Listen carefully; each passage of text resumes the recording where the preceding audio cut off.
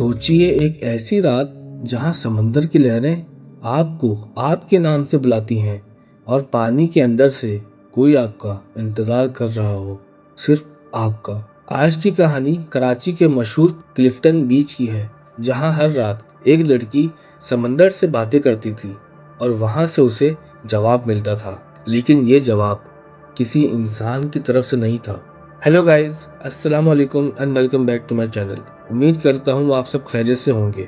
ये कहानी है क्लिफ्टन के उस राज की जो सिर्फ रात के अंधेरों में जिंदा होता है।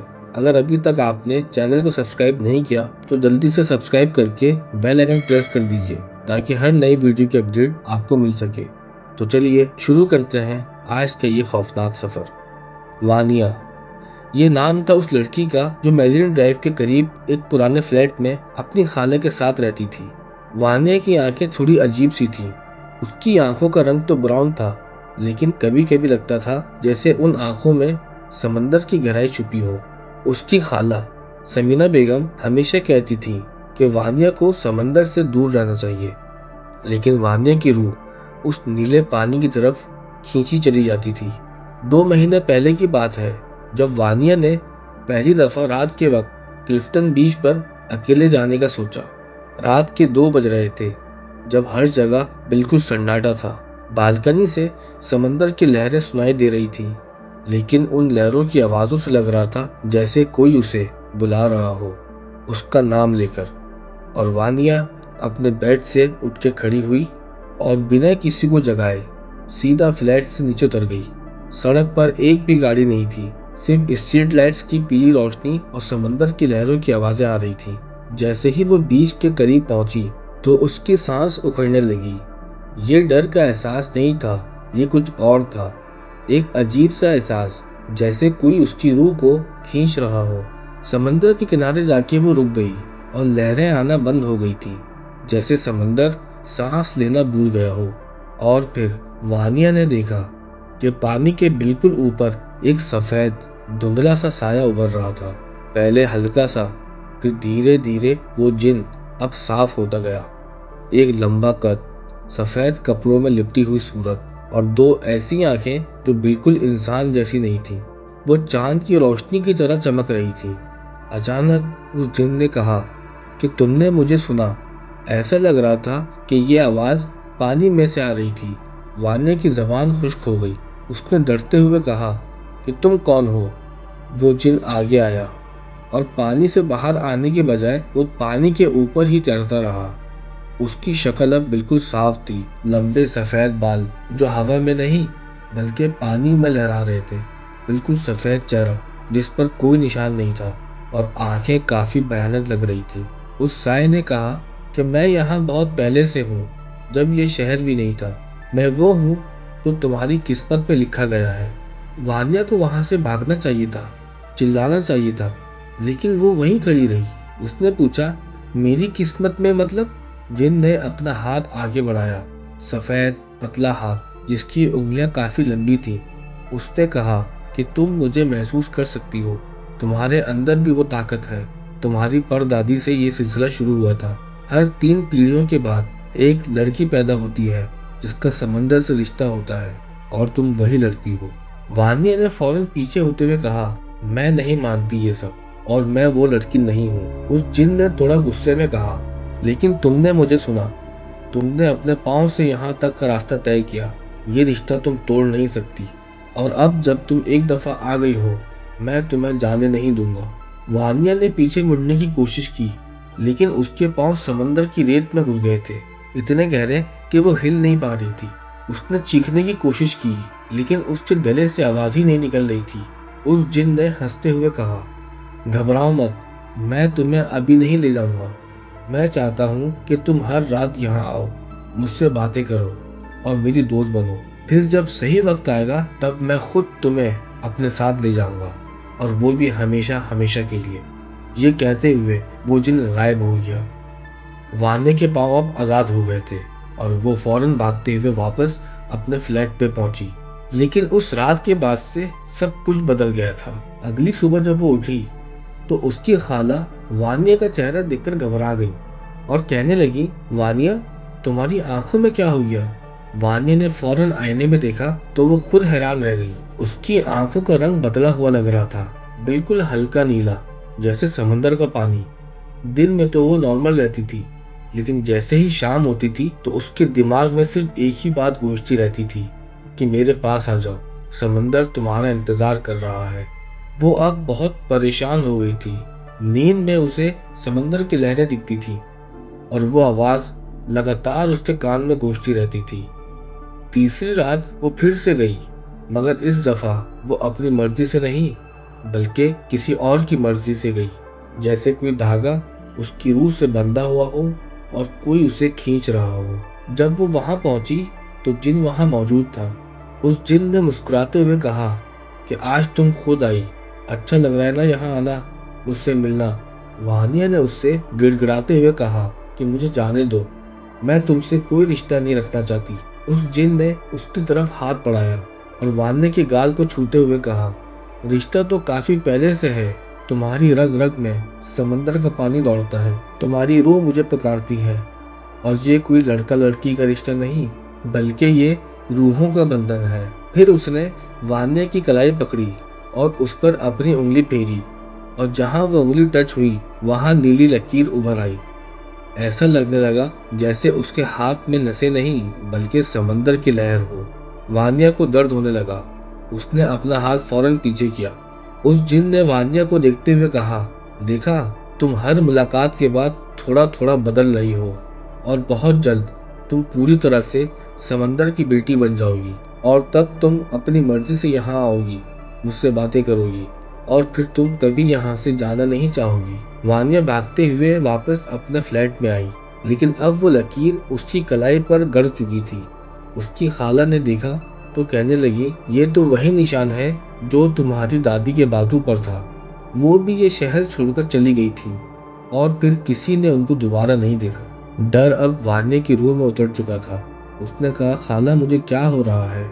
उसकी खाला की आंखें भर आई। उन्होंने नम आंखों से कहा, ये पहले भी हुआ है हमारी फैमिली में। जो लड़कियां समंदर को सुनती हैं वो कभी वापस नहीं आती। उन पर कोई लानत है या कोई बंधन जो उन्हें खींच लेता है। वानिया ने रोते हुए कहा, मुझे बचा ले खाला, मैं वहां नहीं जाना चाहती। लेकिन अब उसकी खाला का जवाब और भी डरावना था। उन्होंने कहा कि कोई नहीं बचा सकता, तुम्हें खुद लड़ना होगा। अगर तुम दोबारा वहां गई तो फिर तुम कभी वापस नहीं आओगी। चौथी रात वानिया ने अपने दरवाजे पर ताला लगा दिया, कमरे की खिड़कियां बंद कर दी, कानों में रुई डाल ली, लेकिन अफसोस, कुछ काम नहीं आया। आवाज अब बाहर से नहीं, बल्कि उसके अपने दिमाग के अंदर से आ रही थी। वानिया, मुझे इंतजार मत करवाओ, तुम्हें आना ही होगा। आधी रात को वो उठकर अपनी बालकनी में चली गई, जैसे उसे कोई और कंट्रोल कर रहा हो। उसने जब सामने समंदर देखा तो हैरान रह गई। पानी चांद की रोशनी में चमक रहा था, लेकिन उस चमक के बीच में लाखों सफेद साए थे, जो सब के सब वान्या की तरफ देख रहे थे और सब इशारा कर रहे थे कि आओ, हमारे पास आओ। वान्या ने अपने आप को रोकने की कोशिश की और कमरे में वापस आ गई, लेकिन सुबह जब वो उठी तो उसके पूरे बाजू पर नीली लकीरों का जाला बन चुका था, जो अब उसके हाथ तक फैल चुका था। उसने मोबाइल में अपनी पुरानी तस्वीर चेक की, जिसमें उसकी आंखों का कलर ब्राउन था, और आज आईने में वो आंखें पूरी नीली हो चुकी थी। अब पांचवी रात वो खुद को रोक नहीं पाई और समंदर की तरफ जाने लगी। लेकिन इस बार जब वो समंदर पे पहुंची तो वो जिन अकेला नहीं था। उस जिन के पीछे पानी में हजारों साए उभर रहे थे। वो सारे साए औरतों के थे और उन सब की आंखें नीली और बाल बिल्कुल सफेद थे। जिन ने वान्या से कहा कि ये सब तुम्हारी बहनें हैं, तुम्हारे खानदान की वो लड़कियां जो पहले यहाँ आई और मुझे मिली, और अब वो यहाँ रहती हैं मेरे साथ हमेशा के लिए। ये सब देखते ही वान्या की सांस रुक सी गई। उसने कहा कि तुमने सबको कैदी बनाया हुआ है। उस जिन ने कहा कि ये कोई कैदी नहीं है, ये मेरे हिस्से हैं, और बहुत जल्द तुम भी मेरा हिस्सा बन जाओगी। ये कहते हुए जिन ने पहली बार पानी से बाहर कदम रखा। उसके पांव इंसान जैसे थे, लेकिन जब वो रेत पर चला तो वहां पानी के लकीरों के निशान बन गए थे।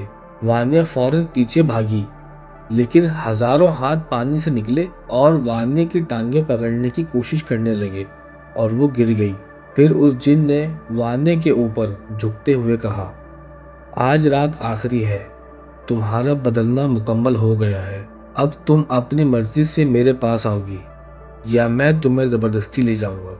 वानिया अपनी आंखें बंद करके जोर से चिल्लाते हुए कहने लगी, मैं नहीं आऊंगी, कभी भी नहीं। जिन का चेहरा अब गुस्से में बिगड़ने लगा।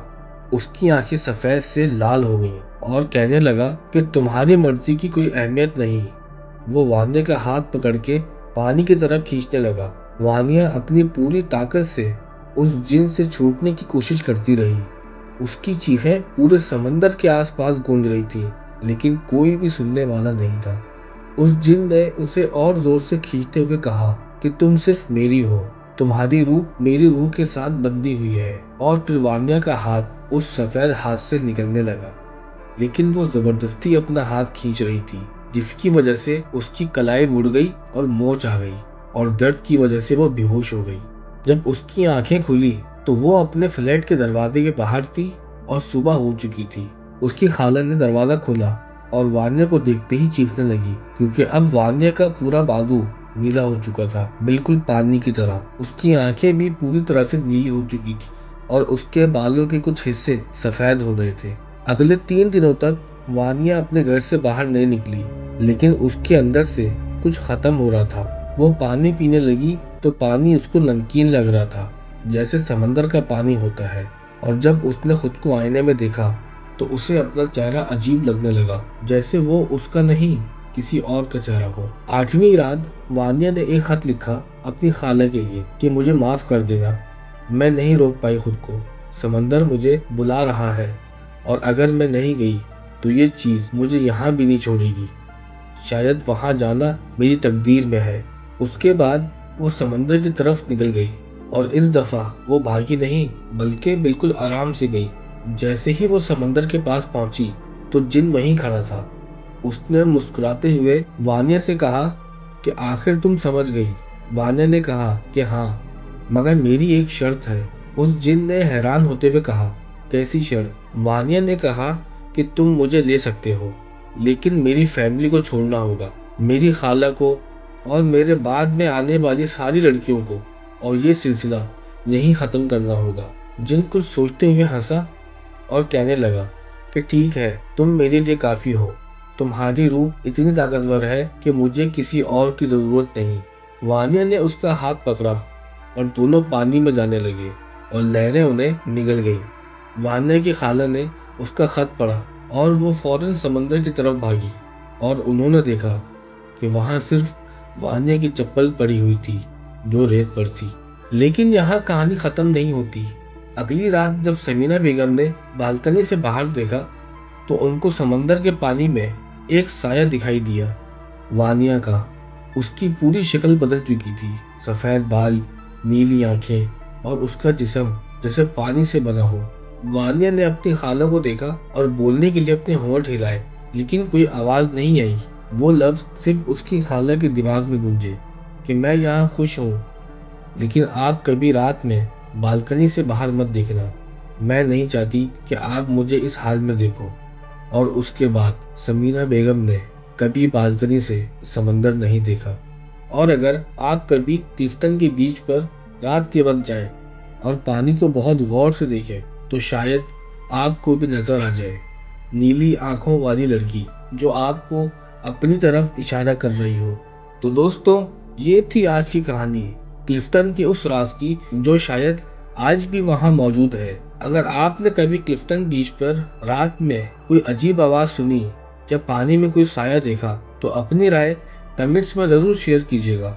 अगर ये स्टोरी आपको पसंद आई हो तो लाइक और सब्सक्राइब करके बेल आइकन जरूर दबाइएगा। और अगर आप अपनी कोई हॉरर कहानी शेयर करवाना चाहते हैं तो डिस्क्रिप्शन में दिए गए ईमेल पर अपनी कहानी की डिटेल्स भेजिए। आपकी कहानी अगले एपिसोड का हिस्सा बन सकती है।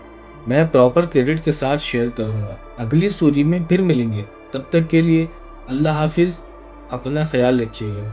और हाँ, अगर आप रात में समंदर के पास जाते हैं तो ज़रा खबरदार, पता नहीं कौन आपका इंतज़ार कर रहा हो।